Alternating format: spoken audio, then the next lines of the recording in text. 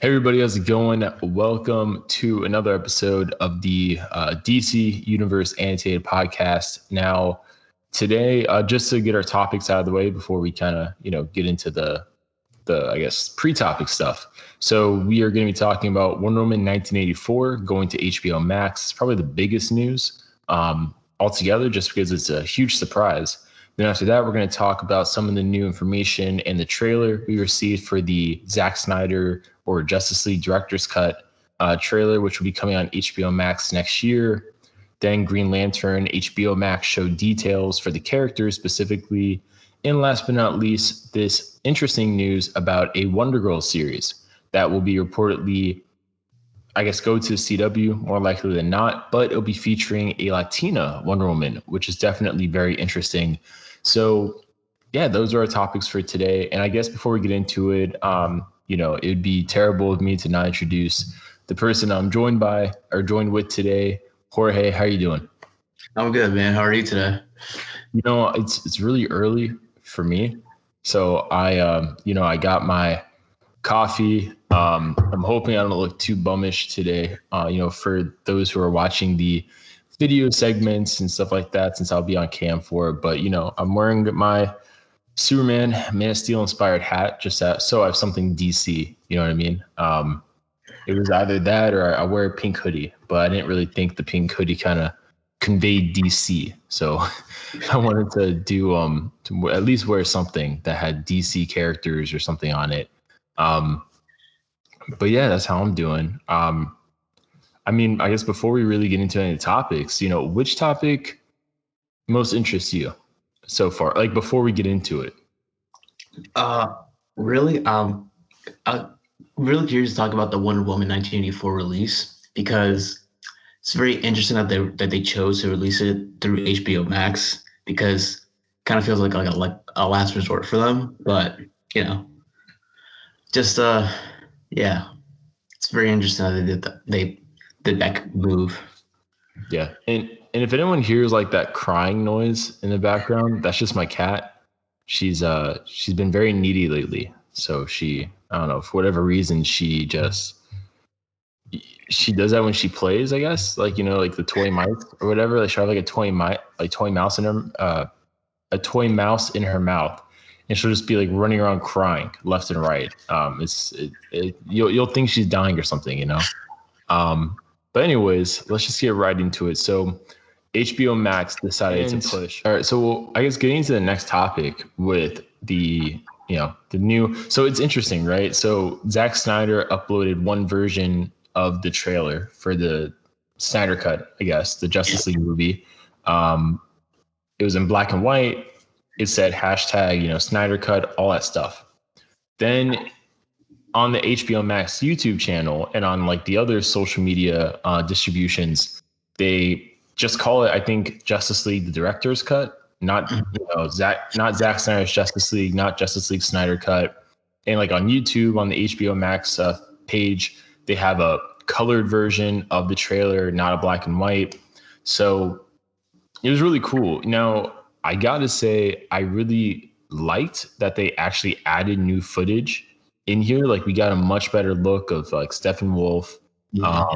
We got that little bit of Cyborg just watching kids playing in the street, which was like not juxtaposed. I can't even say the word right now. It's too early for me to say, I guess, multiple syllable words. But that was contrasting his flashback to when he was playing college. Which I thought was cool. I mean, they've said for the longest time that in the Zack Snyder Justice League, we will definitely get a lot more Cyborg. Like Cyborg was always supposed to be more or less like the audience's POV for a lot of things in this film. So I'm really interested about that. I mean, you watched the trailer, right? Did you see both versions or just? I only saw a colored version of Mhm. it, but I agree with what you're just saying about the cyborg part because when when the original movie came out, I guess they were kind of like hyping up cyborg a lot, and then Yeah. when the movie came out, there was like barely any cyborg, just like the origin story, I believe. That was pretty much it. Barely any of that, but I do like the fact that the trailer did show more about cyborg, so it's pretty cool that we're going to be getting a lot more about Cyborg because it's one of the cooler comic book stories, I would say, that we've gotten in the last couple of years, especially how they like revamped it with like him being part of the Mother Box, or I was watching a T Titan show, a DC show where it was a Father Box instead of a Mother Box, which is pretty cool. But yeah, I kind of like the fact that they're going to go more into that more into his origin story, I'd say. Yeah, sorry, I just muted myself because my ice machine was going nuts in my freezer. I wish it was like you could put a timer on those things. It just happens randomly. But Yeah. no, I mean, I think it's really cool. You know, one of the coolest things also is it's been heavily rumored, and I'll read an article in a second where, you know, Zack Snyder talks a little bit more about Darkseid and, you know, some of the apocalypse things that are happening that weren't really expanded upon. But, you know, one of the things I really like is with the format they're doing with it basically being a mini series of sorts. Right. Basically, there's been a lot of rumors that each episode, in one way or another, will focus on a specific character and really flesh out that character in terms of their narrative, their storyline. And then I'm guessing it'll all culminate and wrap up in like the grand finale episode, which will be more ensemble Justice League like. So it would explain a lot of things, I guess, in terms of, you know, we know Jared Leto's coming back to be the Joker again. And then he supposedly is going to be featured prominently. And they're actually going to show us, I guess, the death of Robin, which is really cool. Which, you know, Zack Snyder confirmed that Robin in this universe, they basically combined the storyline of Dick Grayson and Jason Todd in terms of, you know, Dick Grayson's the Joker that, not the Joker. Geez, I can't talk today. Dick Grayson is the Robin that the Joker kills in this DC film universe.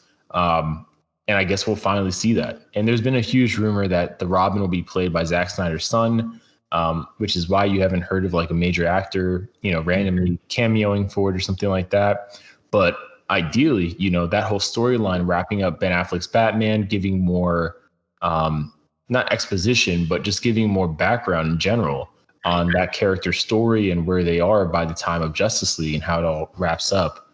You know, presumably that'd be like one episode of focus. Then the actor that plays Deathstroke, he posted a picture of Deathstroke in the film, but in like the nightmare vision of the future. So I'm guessing that one episode would be maybe entirely set in the nightmare kind of future vision, which would be really cool as well. I'm assuming we'll get one of Cyborg, kind of focusing more on him. Maybe an episode on Wonder Woman, but I feel like more likely than not, we will get one maybe on Aquaman.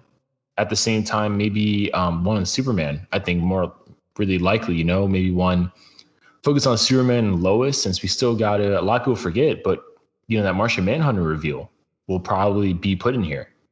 I mean, did you remember that? Oh, vaguely, like, because like you said, like it was very like small, like probably very easily missed. Yeah, like the general from Man of Steel. He's going to be revealed to be this entire time Martian Manhunter, which I'm definitely down for. But at the same time, if we're not going to really be able to get anything out of it, I would almost want them to not do it. You know what I mean? Just because it's going to hurt more in a lot of ways getting that reveal, and then nothing's going to come out of it versus never getting the reveal.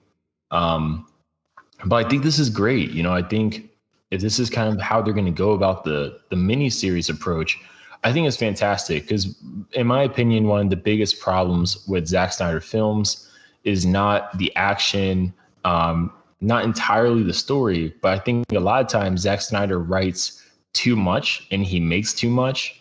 Right. So when you cut it down, it heavily diminishes the quality, which is why his director cuts are usually a lot better than the theatrical cuts. And then really quickly, I'm just going to read this quote. My freezer machine goes off again. Fantastic. It's a rough morning. It's a rough morning over here.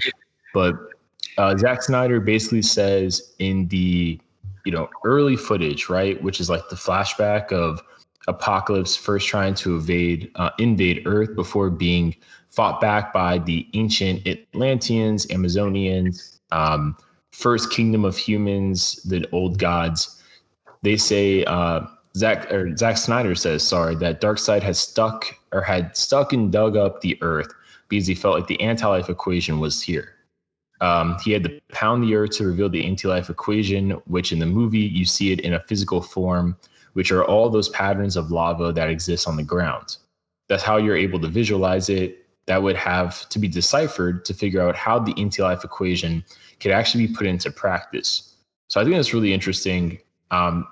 Just because, I mean, supposedly in the Zack Snyder version of Justice League, that beginning footage of Steppenwolf fighting all those different beings, including a Green Lantern, it's actually going to be Darkseid, or not Darkseid, because he's not Darkseid yet. So he's kind of like his proto Darkseid form of Uxas, before he gains all those abilities to become Darkseid. But I mean, what do you think about all this stuff? I think it's pretty cool because like it kind of correlates a lot with was it the new 50? I don't remember if I remember this, but like remember how the new 52 introduced the new Justice League? Yeah, it's really similar. Yeah, so I kind of like they're taking that story and like kind of like revamping it, but in a theatrical way, which is pretty cool because when I saw the animation version of it, I thought that was pretty cool, and I would love to see a live action version of it. Mm-hmm. And what I think is also cool is that since again they brought back Aquaman and all that stuff because they're showing how cool the character Aquaman is, and like you said, like all the characters are getting like their own like like mini episode when this gets released, and I'm kind of hoping Aquaman gets one of his own because especially explaining all that lore between the Amazonians and the Atlanteans, because like there's a lot of like history between those two races going to war and all that stuff. And I don't know, like people remember like the Flashpoint stories where the Flash, I mean not the Flash, Aquaman and Wonder Woman would go to war with each other. So it would kind of be cool to see like how that would like play out maybe in the future Vision episodes too, maybe because that would be pretty cool to see. So like by following this storyline, I feel like there's gonna be like a lot of potential to see stuff that I wanted to see in live action form through the comics. So like, what would you think about that kind of storylines, like potentially being the Zack Snyder films? I mean, I think it makes a lot of sense if they at least like plant the seeds.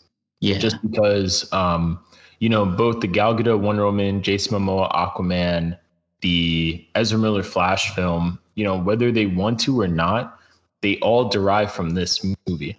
exactly. So, well, not Wonder Woman, I guess, because that one came first, and then they made this movie. But at least, like Aquaman, they hint to this, to the Justice League movie several times. Ezra Miller's Flash movie, it's going to be hard to obviously ignore, what happened here, since this is really outside of a cameo in the Suicide Squad film. This is like his only appearance. So I think it makes a lot of sense for them to set up some of the breadcrumbs for certain things here if they can.